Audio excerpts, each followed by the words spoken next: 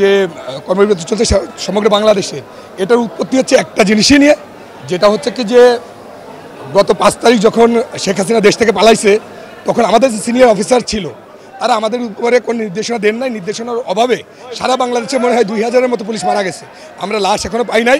আমরা কিছু লাশ আমরা 5 তারিখ রাতে আমরা যেটা র শুনছেন, ওইটা ছিল না, ওটা আমরাই ছিলাম। আমরা এখান থেকে আমাদের ভাইয়ের লাশ উদ্ধারের জন্য রাত্রেবেলা আমরা এখান থেকে সাদা পোশাকে অস্ত্র নিয়ে বের হয়ে যাই। আমরা কিছু লাশ নিয়ে আসি, কালকেও আমরা কিছু লাশ উদ্ধার করছি। এটা আমরা নিজেরা, আমাদের যারা পুলিশের নিম্নপদস্থ কর্মচারী, আমাদের উদ্যোগে আনা হয়েছে। এখনও আমরা লাশ পাই নাই, আমাদের লাশ গুম হয়েছে।